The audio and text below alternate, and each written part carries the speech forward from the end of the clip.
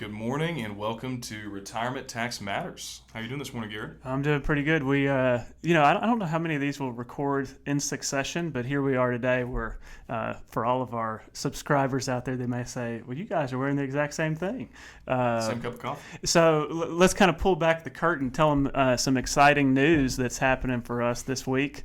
Well, not really for us, but for you. Mm-hmm. But Adam is bringing another kid into the world with his wife, up to number 3. But give us a little update. Yeah, number 3. So my wife is 39 weeks and 4 days, and so any day now. And she would have hoped it would have been last week. So she's ready to kick the baby out and hold him and have him. So we're looking forward to it, and it feels like it's right there, but we also already have 2 boys, so it's chaos at our house all the time. Yeah. So it also feels like we haven't really thought about it yet. It just feels like it's going to happen, and we're going to be like, all right, here we go. So, but we're excited for it, and we're looking forward to it. And I was really appreciative when Adam came on board earlier this year. In financial planning and with our business, we have like busy seasons and low seasons, and end of the year, tax time, those get really busy with clients needing things. July is a perfect month to have a kid and take some time off. It was just really nice of you all to plan all that accordingly. So, and we were joking this morning. We were doing a podcast here about retirees and the one big beautiful bill. We're going through it and child tax credit. Did you all plan to have this come out the same year so that you'd get another child tax credit? Yeah, and from what I understand, maybe a Trump account. Do those make it through? So $1,000, which is kind of funny because we've got 3 boys, and this will be so only our third will have it, and he'll be some billionaire in retirement taking over the world, or other 2 will have to live off his. Well, and that's an episode for a future day. I haven't dug deep into the Trump account yet, but that is I keep forgetting about that. So you'll have a Trump account, I guess, at the end of the year or at some point. I think they're still trying to sort that out. I don't know if it was anyway. Yeah, it's well, very good. So I think the child tax credit, I was just looking, I think it's $2,200 per kid. Right. Yeah. So congratulations on doing some financial planning by having another kid and trying to reduce my taxes as much as I can. So there you go. Down good tax deal. Bracket. But I think that's a good maybe segue into what we're wanting to touch on today. And I know we touched on the senior deduction maybe a couple weeks ago, but wanted to talk through just the new standard deductions, some of the updates to this year. How does it affect not only our clients but people that may be tuning in? What are maybe some key points to be mindful of as we try to reduce our tax bill as much as we can? Yeah, so if you've been following along with us, and I encourage you to go back and watch the previous episodes, we've talked about the new senior deduction, which was not the no tax on Social Security, but if you're over age 65, an additional $6,000 per year. We've talked about the extension of the current low tax brackets to be permanent. And this is probably like that third big part of the big beautiful bill where we have made permanent this new higher standard deduction environment that we're in. And, I think that's great for retirees. And so I just want to start with a little history in that a lot of people that are near retirement are going to remember back in their working years, pre-2017, when we had that term we threw out there all the time when you were filling out your taxes called personal exemptions. And so based on how many kids you had, how many people you had in the house, you could take a personal exemption. You had a household of 4, you do the math, and it basically build up this amount that you could reduce off your taxable ordinary income. And so a lot of people remember that. It was a little confusing. And then in 2016, when then President Trump was on the campaign trail, one of the ideas was simplifying the complicated tax code. And, that's quite a few years ago. But I think there is a general consensus that taxes are complicated. I find it really fun when taxes are complicated. I think it's great, but for our clients, nobody likes how complicated it is. Nobody likes paying taxes. And so I think that message of simplifying the tax code when President Trump was on the campaign trail really resonated with a lot of people. And so we'll kind of joke about it now, but y'all remember this idea of having the tax return fit on the size of a postcard. Mm-hmm. And do you think they've accomplished that yet? Well, you might not have been around then, but they did actually reduce the size and formatting of the 1040 basic return. They took away a few lines. It was not postcard size, or at least the traditional postcard size that I think of, but they did kind of remove a couple lines, squish it together a little bit, and condensed it. But even more than the format of the 1040 tax return itself, even more than making it less complicated, I think the biggest thing that they did, and I think it was helpful in simplifying, was bringing about this idea of a new higher standard deduction, that instead of these personal exemptions, get rid of those, let people have a higher amount, and just not make people go through these miscellaneous itemized deductions in order to get at the amount that they really wanted to be at.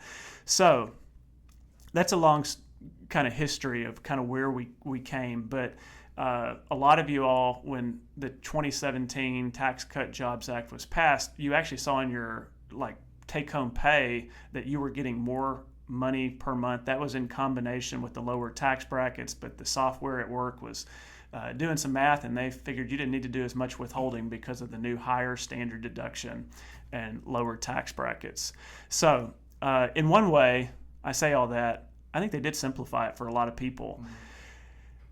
But here we are, the big, beautiful bill, and it's kind of interesting. I would say the goal is not to simplify it anymore, but instead to lower taxes in creative ways even further. And so before I get into the details of the new standard deduction, the permanence of it, and kind of how it flows through a tax return, where we're at legislatively or with the IRS is we have maintain that large standard deduction, which is a win for retirees. You probably don't have as many kids in the house, so you get to deduct more from your income.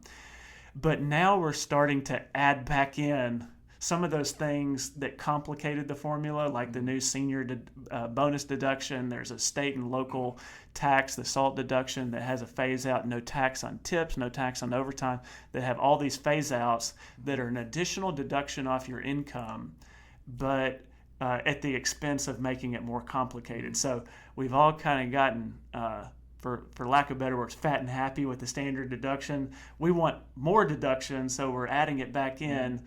And so we're getting further and further away from that simple postcard idea framework that we were after years ago. Well, and I think maybe the complications that come from is not so much checking a box of, I'm over 65, so I get this, but then some of the phase outs. And so that's where financial planning also becomes more challenging, because it's like, well, do I value this deduction enough to not do this financial planning tool or thing I'm thinking about?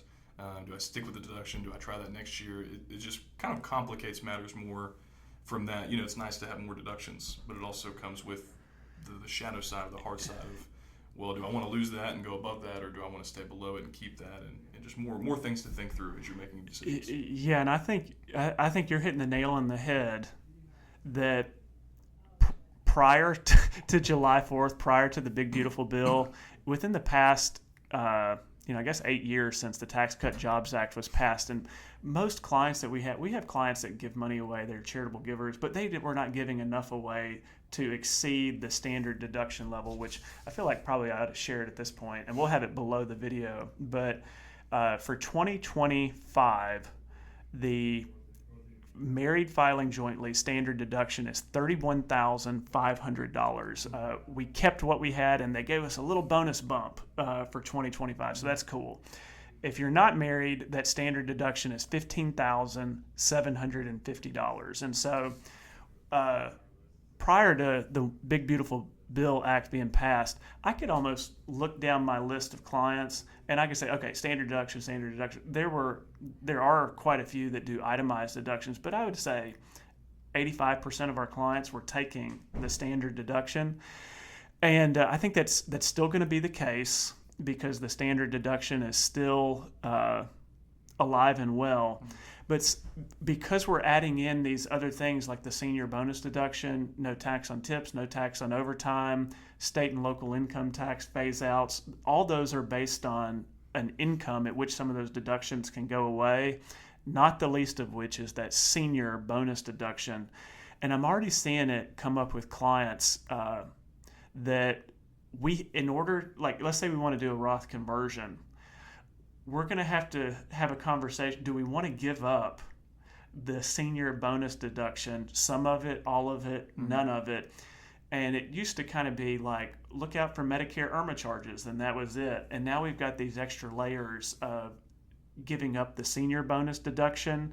Do we, if somebody had an overtime in their job occupation, we need to watch our income there so that we maybe can take that full $25,000 for the next few years of a deduction. And so I think at the end of the day, the big, beautiful bill makes tax planning, which is actually what we're doing, the whole impetus behind this podcast and what we're doing at Providence Wealth Management is going deeper with clients in their tax planning. And it's kind of working out at perfect timing for us, because I think this help, this desire to need clarity, you can't just do a back of the envelope projection anymore. I make $100,000. I've got the standard deduction. I've got the over age 65, the senior bonus deduction. You're going to have to do a projection before the end of the year, so that you can see, like if you want to do a Roth conversion, how much room you have at the end of the year. And that's exactly what we've been doing really for the past 4 to 5 years at our firm. I think we're getting great at it, and it's causing us to do these kind of additional wings of our company where we feel like this is important. We want to help people with this.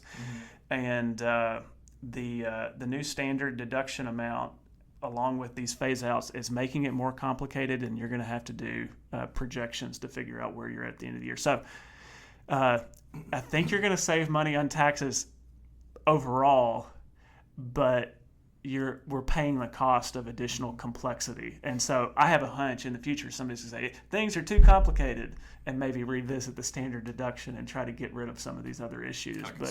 But we are not there yet. We are in the early days of a new tax law, and I think our job is to help people manage that better. Yeah.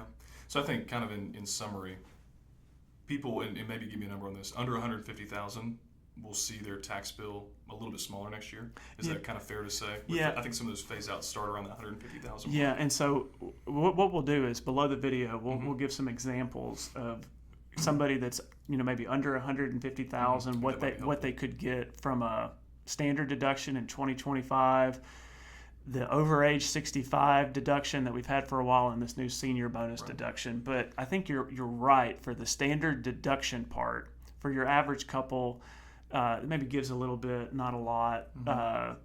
They're going to see a big tax savings overall with the way the new senior deduction coordinates with the standard deduction. Once your income goes up, you're going to see that go away. But I've had already a few appointments where even Roth conversion planning, taxes are at their lowest point. They're historically low.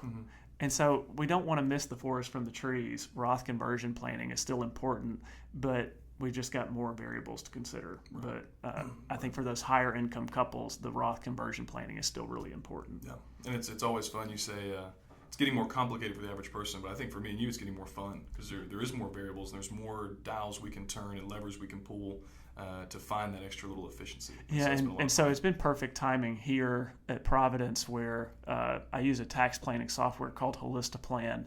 And 5 years ago, I could not have done the planning for clients that I can now. But if I have a client that's willing to, help me understand where they are income-wise for the year, if I can see in their investment accounts, capital gains, dividends, if I can help them make estimates, it's amazing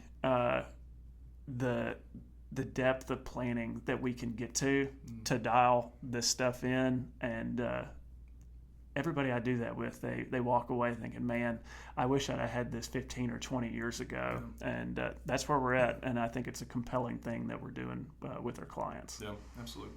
Well, I appreciate the insight. I think that's helpful, and I think it's a good idea to kind of give some examples down below the video today. So we'll knock that out. But man, we appreciate you guys joining us. And next time we see you, you might have another kid in your flock. Have a baby here in my arms with a bottle in their mouth, talking about tax and all that stuff. So there we go. Looking forward to it. Well, good deal. Well, Adam, we wish you and Sydney the best of luck, and when we see you next time, it'll be a fun reunion. Absolutely. Well, cool. Well, thank you all for joining us today on Retirement Tax Matters. Hope you guys have a great rest of your day. All right. Talk to you later. you.